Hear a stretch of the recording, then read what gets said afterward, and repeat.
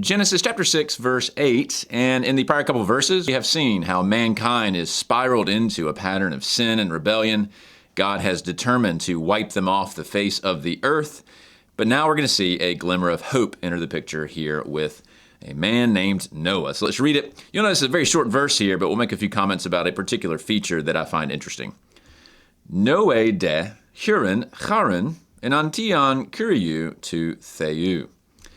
The de here, I think, is very clearly a disjunctive form. It casts Noah in contrast to the rest of mankind, so it's very clearly a but or although.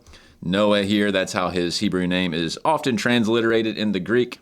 And then we have our first verb, which is Hurin, only verb as well.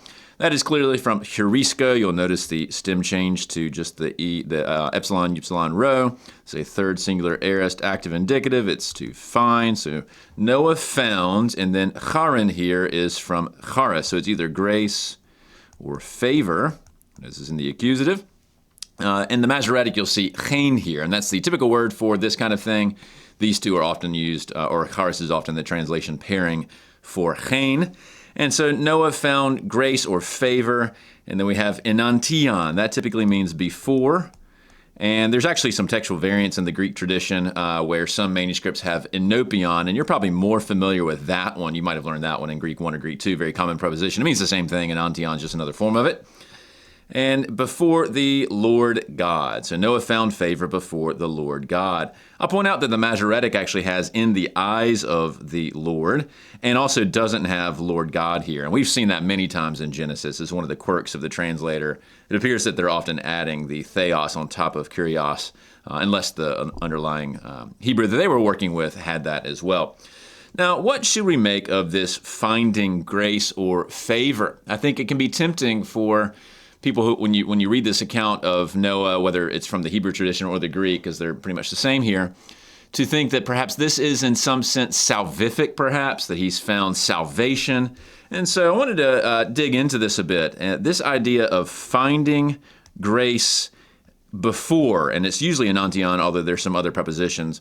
This is actually a pretty standard phrase. It shows up dozens of times in the Greek Old Testament as well as the New Testament. Let me just survey a few of them. So Genesis 18:3, Hurin Charin and enantion su. This is Abraham asking to find favor before his three angelic visitors. Genesis 32:6, very similar there, although this is subjunctive. This is Jacob hoping to find favor before his brother Esau after their estrangement. Genesis 39:4, Joseph hoping to find grace before Pharaoh. Genesis 47:29, Jacob asking his own son Joseph, hoping to find favor before him about not leaving his bones buried in Egypt. Exodus 33:17, where God says to Moses, notice the second singular, "You have found favor before me." Ruth hopes to find favor in the eyes of, so notice that is very similar to the MT of Genesis 6:8 as we saw on the prior slide, or the prior screen. Esther hoping to find favor with respect to King Ahasuerus there. Proverbs 12:2, how a good person will find favor before the Lord, whereas an evildoer won't. Luke 1:30, Mary finds favor before God, but notice it's para here.